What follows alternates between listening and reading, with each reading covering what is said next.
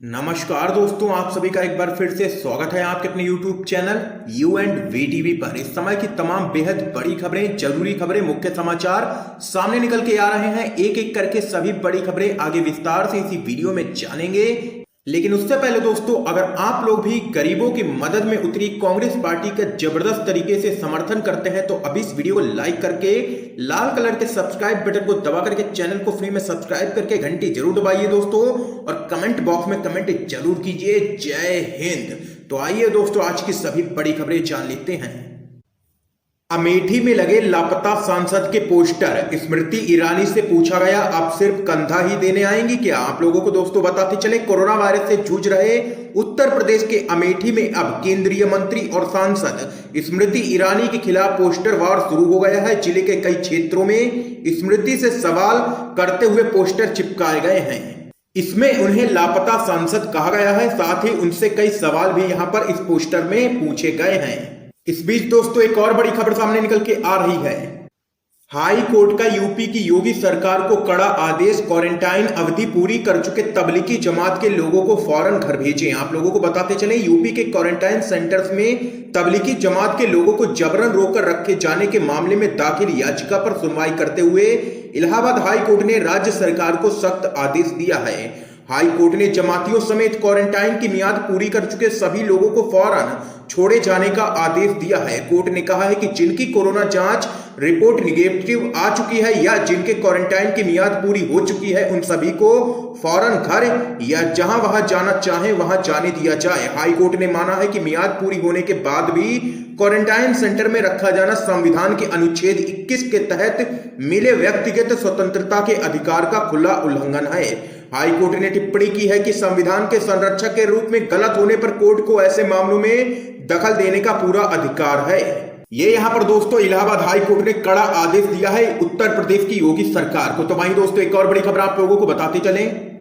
19 जून को होगा राज्यसभा की 18 रिक्त सीटों के लिए चुनाव, उसी दिन आएंगे परिणाम। आप लोगों को बताते चले, निर्वाचन आयोग ने कोरोना वायरस वैश्विक महामारी के कारण स्थगित किए गए राज्यसभा चुनावों के संबंध में फैसला ले लिया है।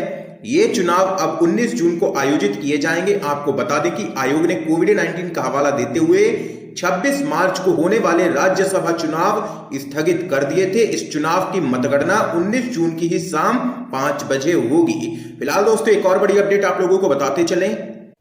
गुजरात हाईकोर्ट 22 को खिलाफ में टिप्पणी, 28 को बदली बेंच, 19 को चीफ जस्टिस ने एकदम अलग ही की टिप्पणी। आप लोगों को बताते चले, पिछले महीने की 22 तारीख को जस्टिस जेबी परदिवाला की अध्यक्षता वाली गुजरात हाई कोर्ट की खंडपीठ ने अहमदाबाद सिविल अस्पताल को काल कोठरी से भी बदतर बताया था। खंडपीठ ने कोविड-19 महामारी से निपटने को लेकर राज्य सरकार को काफी कड़ी फटकार लगाई थी। अदालत ने यहां तक पूछा था कि क्या सूबे के उप मुख्यमंत्री और स्वास्थ्य मंत्री नितिन पटेल और मुख्य सचिव अनिल मुकीम को मरीजों और कर्मचारियों को होने वाली समस्याओं का कोई आइडिया भी है।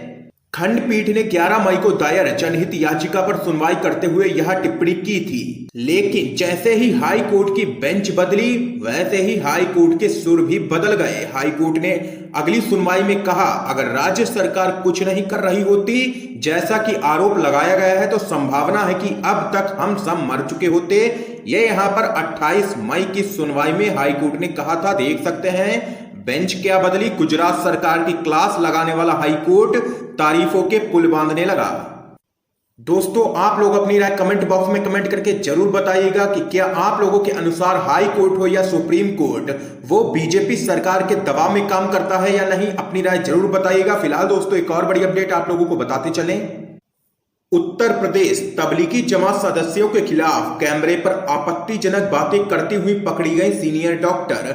उत्तर प्रदेश की एक शीर्ष डॉक्टर कानपुर के सबसे बड़े सरकारी अस्पतालों में से एक की प्रिंसिपल को कैमरे पर तबलीगी जमात के सदस्यों को कैमरे पर आतंकवादी कहते हुए पकड़ा गया है। सीनियर डॉक्टर को यह कहते हुए सुना जा सकता है कि इन्हें यानी कि तबलीगी जमात के सदस्यों को अस्पताल के बजाय जेल या जंगल में भेजा जाना चाहिए।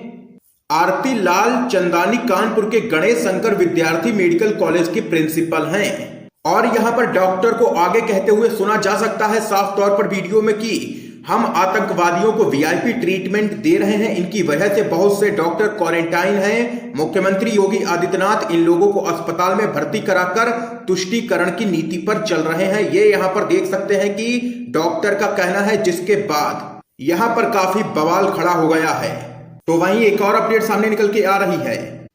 बिहार में नेता प्रतिपक्ष तेजस्वी यादव का कोरोना वायरस संकट को लेकर के बीजेपी और जेडीयू पर निशाना, बोले सरकार चलाने वाले कोरोना से कम खतरनाक नहीं है। कोरोना वायरस संकट के बीच बिहार के पूर्व उप मुख्यमंत्री और आरजेडी के नेता तेजस्वी यादव ने बीजेपी और जेडीयू सरकार पर निशाना साधते हुए कहा है कि सरकार चलाने वाले कोरोना से कम खतरनाक नहीं है। कोरोना के चलते हमने देश भर में दर्द भरी तस्वीरें देखी हैं। कोरोना जितना खतरनाक है, इस देश के अधिकारी उससे कम खतरनाक नहीं है। उन्होंने कहा है कि जिस तरीके से कोरोना नुकसान पहुंचा रहा है, देश की सरकार भी लोगों को उसी तरह का नुकसान पहुंचा रही है। इस दौरान उन्होंने आरजेडी सुप्रीमो लालू यादव की सेहत को लेकर के भी जिक्र किया है। तो वहीं दोस्तों एक और बड़ी खबर जान लेते हैं। दिल्ली की केजरीवाल सरकार के खिलाफ बीजेपी के नेता मनोज तिवारी ने किया प्रदर्शन, तो पुलिस ने लिया हिरासत में। मुंह पर केजरीवाल डम्स, दिल्ली का मास्क लगाकर दिल्ली भाजपा अध्यक्ष के नेतृत्व में कई भाजपा के नेता राजघाट पर दिल्ली के सीएम अरविंद केजरीवाल के खिलाफ प्रदर्शन करने के लिए पहुंचे, जहां दिल्ली पुलिस ने सभी को हिरासत में ले लिया और बस में सोशल डिस्टेंसिंग का पालन करते हुए उन्हें ले गई। तो वहीं दोस्तों एक और बड़ी खबर जान लेते हैं। कोरोना पर हेल्थ एक्सपर्ट्स ने किया साफ, शुरू हो चुका है कम्युनिटी ट्रांसमिशन। महामारी रोकने में विशेषज्ञों से नहीं लिए गए हैं सुझाव। देश में लॉकडाउन का 5वां चरण या कह लीजिए अनलॉक 1 शुरू हो गया है। देश में एक और जहां तमाम प्रतिबंधों में लगातार ढील दी जा रही है, वहीं दूसरी तरफ कोरोना वायरस संक्रमण के मामले लगातार बढ़ते जा रहे हैं देश भर में। ऐसे में विशेषज्ञों ने कोरोना वायरस के सामुदायिक संक्रमण के फैलने की आशंका जाहिर की है। रिपोर्ट्स में कहा गया है कि भारत में चौथे फेज के दौरान कम्युनिटी ट्रांसमिशन के मामले शुरू हो गए हैं।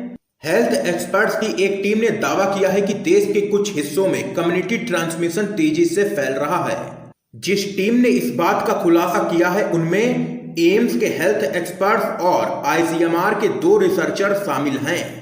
इस टीम का कहना है कि देश में कुछ बड़े वर्गों और अलग अलग इलाकों में रहने वाली जनसंख्या में फैलना शुरू हो गया है। एक्सपर्ट्स ने दावा किया है कि इस महामारी के खिलाफ कदम उठाने पर महामारी विशेषज्ञों की राय बिल्कुल भी नहीं ली गई है। तो यहाँ पर दोस्तों देख सकते हैं कि कोरोना पर हेल्थ एक्सपर्ट्स ने किया है साफ, शुरू हो चुका है कम्युनिटी ट्रांसमिशन। तो वहीं दोस्तों एक और बड़ी खबर आप लोगों को बताते चलें।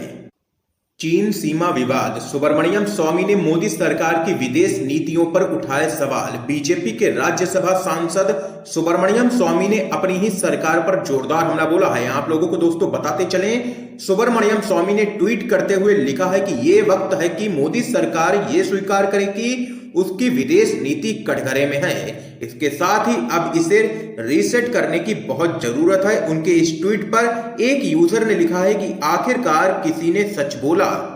ये सब बोलने के लिए आपके साहस की प्रशंसा होनी चाहिए, ये यहाँ पर यूजर का कहना है। तो देख सकते हैं बीजेपी के ही सांसद ने अपनी ही सरकार पर उठाए हैं सवाल और बोला है जोरदार हमला। फिलहाल दोस्तों एक और बड़ी अपडेट जान लेते हैं। अखिलेश यादव का बीजेपी सरकार पर जोरदार हमला। अखिलेश यादव ने कहा कि भारतीय जनता पार्टी ने कोरोना संकट का पहले ताली और थाली बजाकर फायदा उठाने की कोशिश की, लेकिन बाद में इन्हें लॉकडाउन का सहारा लेना पड़ा। उन्होंने कहा कि बीजेपी को गरीबों की संवेदना के बारे में समझना चाहिए। बिना किसी तैयारी की वजह से लॉकडाउन ने गरीबों का बहुत नुकसान किया है। उन्होंने कहा है कि जिस तरीके की तस्वीरें हमने लॉकडाउन के दौरान देखी, ऐसा कभी भी नहीं देखा गया है। लोग पैदल अपना सामान और परिवार लिए सड़कों पर मीलों का सफर तय कर रहे थे। कई गरीबों की रास्ते में ही जान चली गई। यूपी सरकार पर हमलावर रुख अख्तियार करते हुए अखिलेश यादव ने कहा है कि हमारे योगी महाराज किसी की सलाह नहीं लेना चाहते हैं, वो सिर्फ अपनी टीम के लोगों की ही बात मानते हैं। अगर समय रहते ट्रेन चला दी जाती और बसों के जरिए लोगों को ले आए होते तो कई मजदूरों की जान बचाई जा सकती थी। उन्होंने कहा है कि पूरे मामले में बीजेपी का असंवेदनशील चेहरा सबके सामने आया है। ये अखिलेश यादव ने जोरदार हमला बोला है। फिलहाल दोस्तों एक और बड़ी अपडेट आप लोगों को बताते चलें।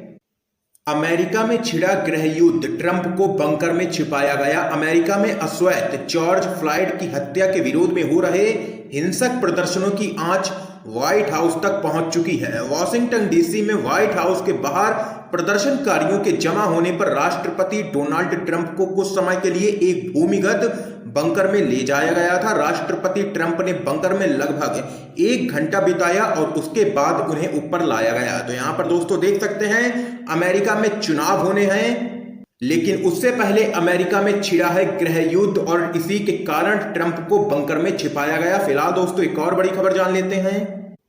मोदी सरकार ने की एमएसपी में वृद्धि, तो पंजाब के मुख्यमंत्री अमरिंदर सिंह ने कहा किसानों को खैरात नहीं बल्कि अपना हक चाहिए। पंजाब के मुख्यमंत्री अमरिंदर सिंह ने धान समेत अन्य खरीफ फसलों के न्यूनतम समर्थन मूल्य में केंद्र सरकार के द्वारा की गई वृद्धि के संबंध में कहा है कि किसान खैरात नहीं बल्कि अपना हक चाहते हैं। उन्होंने कहा है कि केंद्र सरकार कोरोना वायरस महामारी के कारण किसानों के समक्ष आ रही गंभीर चुनौतियों को देख पाने में पूरी तरह से विफल रही है। उन्होंने केंद्र सरकार से निर्णय की तत्काल समीक्षा करने और विस्तृत पैकेज पेश करने का अनुरोध किया है। सिंह ने एक बयान में कहा है कि कर्ज के बोझ में दबा किसान समुदाय एक अप्रत्याशित संकट के समय में केंद्र सरकार से मदद की उम्मीद कर रहा था, लेकिन बहुप्रतीक्षित राहत से वे एक बार फिर से वंचित रह गए हैं। ये जोरदार हमला बोला है पंजाब के मुख्यमंत्री अमरिंदर सिंह ने केंद्र की मोदी सरकार पर। फिलहाल दोस्तों आज की यहाँ पर ये तमाम बेहद बड़ी खबरें सामने निकल के आई हैं जो हमने आप लोगों तक पहुंचाई हैं। ये वीडियो पसंद आया है तो इस वीडियो को लाइक जरूर कीजिएगा, ज्यादा से ज्यादा शेयर कीजिएगा अपने सभी दोस्तों तक, इन खबरों को जरूर पहुंचाइएगा। और चैनल अगर अभी तक सब्सक्राइब नहीं किया है तो लाल कलर के सब्सक्राइब बटन को दबा करके चैनल को जरूर सब्सक्राइब कर लीजिए दोस्तों, और बेल के आइकन को दबाना बिल्कुल भी मत भूलिएगा। आप सभी का दोस्तों बहुत बहुत धन्यवाद।